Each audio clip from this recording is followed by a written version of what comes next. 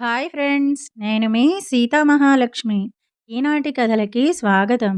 ఈరోజు మనం 'మంగయ్య తెలివి' అనే చందమామ కథని చెప్పుకుందాం. ఒక ఊళ్ళో ఒక సాలెవాడు ఉండేవాడు. అతని పేరు మంగయ్య. ఆ ఊళ్ళోనే మంగయ్యకు ఒక స్నేహితుడు ఉన్నాడు. అతని పేరు రంగయ్య. మంగయ్య ఎంత తెలివి తక్కువవాడో రంగయ్య అంత తెలివిగలవాడు. మంగయ్యకు దమ్మిడి సంపాదించటం చేతకాదు గాని ఖర్చు మాత్రం మహా జోరుగా చేసేవాడు. ఒకనాడు మంగయ్య భార్య అతనికి 10 రూపాయలిచ్చి ఏదైనా చిన్న వ్యాపారం చెయ్యమన్నది. ఆ 10 రూపాయలు తీసుకుని మంగయ్య తన స్నేహితుడైన రంగయ్య ఏమి సలహా ఇస్తాడో కనుక్కుందామని అతని దగ్గరకు వచ్చాడు. వచ్చి రంగయ్య రంగయ్య, నా భార్య నాకు 10 రూపాయలిచ్చింది వ్యాపారం చెయ్యమని. ఏం వ్యాపారం చెయ్యమంటావు? అని అడిగాడు. నేనొక మంచి వ్యాపారం చెబుతాను. అట్లా గనక చేస్తివా మంచి లాభం వస్తుంది అన్నాడు రంగయ్య. ఆ వ్యాపారం ఏమిటో నాకు చెప్పు, చెప్పు చెప్పు అని తొందరబెట్టాడు మంగయ్య. వ్యాపారం అంటే మరేం లేదు. మా గుర్రం నిన్న గుడ్డు పెట్టింది. దాన్ని 20 రూపాయలకు వీరయ్య అడిగాడు. నీకు కాబట్టి 10 రూపాయలకు ఇస్తాను. ఆ గుడ్డును నువ్వు పక్కలో పెట్టుకు పడుకుంటే 10 రోజుల్లో మాంచి గుర్రపిల్ల అవుతుంది. అప్పుడు నువ్వు దాన్ని ఏ 50 రూపాయలకో అమ్ముకోవచ్చు. 40 రూపాయలు సులభంగా లాభం దొరుకుతుంది అన్నాడు రంగయ్య. గుర్రం ఎక్కడైనా గుడ్డు పెడుతుందా? పిచ్చి మంగయ్యకు ఈ మాత్రం లోకజ్ఞానం గూడా లేదు. నిజంగా లాభం వస్తుంది గదా అనుకుని 10 రూపాయలు రంగయ్య చేతిలో పెట్టి గుర్రపు గుడ్డు ఇవ్వమన్నాడు. రంగయ్య ఇంట్లోకి వెళ్ళి ఒక బూడిద గుమ్మడికాయకు బాగా సున్నం పూసి తీసుకువచ్చి మంగయ్యకిచ్చి, ఇదే గుర్రపు గుడ్డు తీసుకొని వెళ్ళు అన్నాడు. మంగయ్య దాన్ని నెత్తిన పెట్టుకొని బయలుదేరాడు. ఆ దారిలోనే ఒక పెద్ద అడవి ఉన్నది. అడవి మధ్య నుంచి నడిచి వెళ్తూ ఉండగా పెద్ద మర్రి చెట్టు వేరు కాలికి తగిలి మంగయ్య దబేలున ముందరికి పడ్డాడు. దాంతో మంగయ్య నెత్తిన ఉన్న గుమ్మడికాయ కింద పడి పగిలింది. గుమ్మడికాయ కింద పడి పగిలిన శబ్దానికి అక్కడే పొదల్లో ఉన్న కుందేలు భయపడి పరిగెత్తటం మొదలెట్టింది. ఆ కుందేలును చూసి మంగయ్య, అరే, గుడ్డు పగిలి గుర్రం పిల్ల పరిగెత్తుకుపోతోందే అనుకుని పట్టుకుందామని కుందేలు వెంట పరిగెత్తాడు. కానీ కుందేలు అందకుండా పారిపోయింది.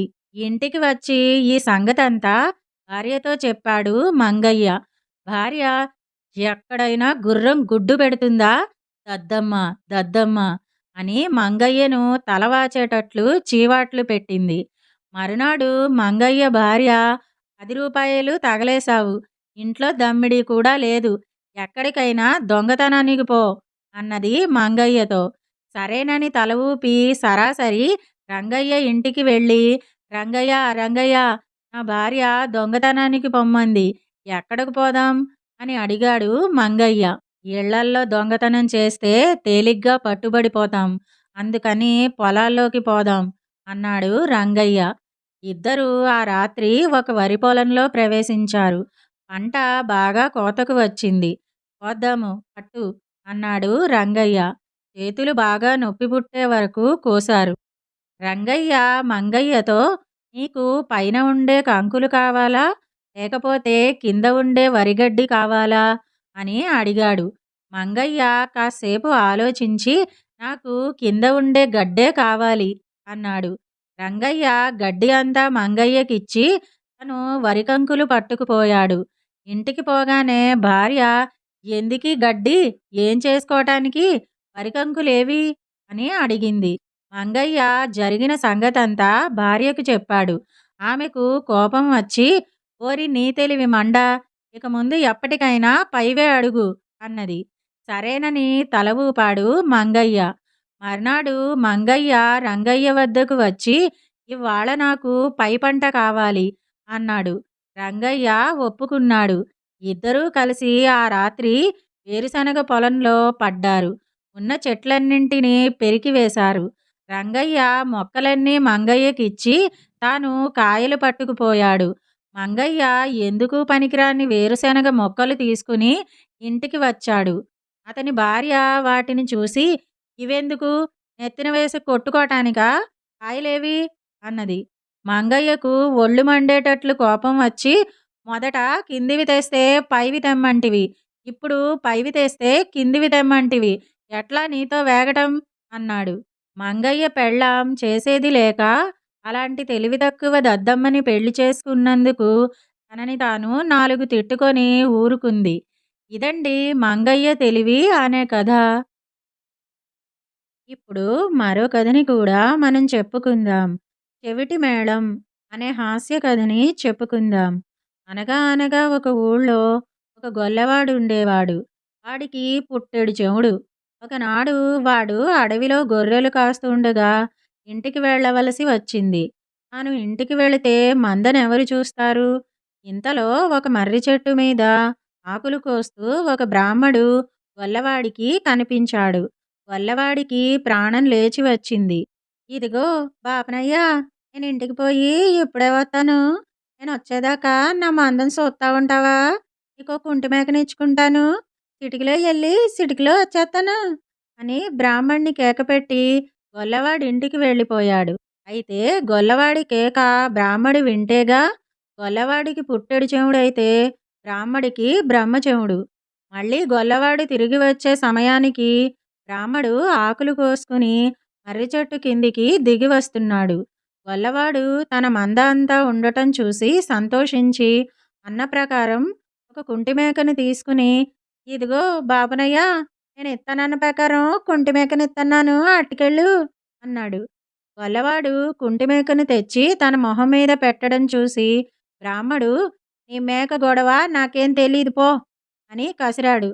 "అయ్ బాబోయ్, నీకు కుంటి మేకనిత్తానని మొదటే చెప్పాను గందా, నేనేం ఆడి తప్పాడిని కాదు. ఇదిగో కుంటి మేక, అట్టుకెళ్ళు" అని గొల్లవాడు దాని కుంటికాలు బ్రాహ్మడికి చూపించాడు. "ఇది మరీ బాగుంది. నేనెక్కడో చెట్టు మీద ఉన్నవాణ్ణి, నీ మేక కాలు నేనెట్లా విరగ్గొడతాను" అన్నాడు బ్రాహ్మడు. బ్రాహ్మడి మాటలు గొల్లవాడికి, గొల్లవాడి మాటలు బ్రాహ్మడికి ఏమీ తెలియలేదు. బ్రాహ్మడు చాలా ఆశాపాతకుడై మంచి మేక నిమ్మంటున్నాడనుకున్నాడు గొల్లవాడు. మేక కాలు తానే విరగ్గొట్టాడని గొల్లవాడంటున్నట్టు బ్రాహ్మడికి అనుమానం. ఇద్దరూ వాదనలోకి దిగారు. "ఇదిగో బాపనయ్య, కావలిత్తే ఈ కుంటి మేకనిత్తాను, అట్టుకెళ్ళు. మంచి మేకను సచ్చినా ఇవ్వను" అని గొల్లవాడు. "నువ్వు 100 చెప్పు, 1,00,000 చెప్పు, నీ మేక కాలు నేను విరగ్గొట్టలేదు" అని బ్రాహ్మడు తగాదా పడుతూ మునసబు గారింటి వైపు వెళ్ళారు. అయితే మునసబు గారింటో కూడా ఆనాడు చాలా గొడవగా ఉంది. ఆయన పొద్దున్నే లేచి పెళ్ళాంతో పోట్లాడి ఆమెను చెడామడా తిట్టి అన్నం తిననని భీష్మించుకుని వచ్చి వీధి అరుగు మీద కూచున్నాడు.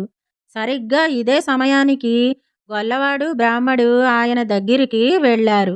"చూడండి మునసబు గారు, ఈ బాపనయ్యకి ఆ మాత్రం న్యాయం ఉండక్కల్లా" అని గొల్లవాడు తన కథంతా చెప్పాడు. మునసబు గారు మొహం మొటమొటలాడ్చుకుంటూ గొల్లవాడు చెప్పిందంతా విని బ్రాహ్మడికేసి చూశాడు. తన మీద గొల్లవాడు లేనిపోని ఫిర్యాదులన్నీ చేసి ఆయనకు తన మీద కోపం తెప్పించాడని అనుమానం వేసి బ్రాహ్మడు పొద్దున్న తను లేచింది లగాయతు జరిగిందంతా జాలిగొలిపేటట్టుగా చెప్పాడు. కానీ ఇదంతా ఎవరు విన్నారు? గొల్లవాడికి పుట్టెడు చెముడు, బ్రాహ్మడికి బ్రహ్మచెముడు అయితే మునసబు గారికి 3 పుట్ల చెముడు. అంతా విని ఆఖరుకు, "మీరు 1000 చెప్పండి, 1,00,000 చెప్పండి. నేను మాత్రం మా ఇంటావిడ చేతి పచ్చి మంచినీళ్లు కూడా తాగితే ఒట్టే" అన్నాడు మునసబు. ఇక అక్కడ ఏం జరిగి ఉంటుందో మీరే ఊహించుకోండి. ఇదండి చెవిటి మేళం అనే హాస్య కథ. ఈ 2 కథలు గనక మీకు నచ్చినట్టయితే లైక్, షేర్, కామెంట్ చేయండి. మరిన్ని మంచి కథల కోసం మా ఛానల్‌ను సబ్స్క్రైబ్ చేసుకోండి. మళ్ళీ మరొక మంచి కథతో కలుసుకుందాం. అంతవరకు వింటూనే ఉండండి ఈనాటి కథలు.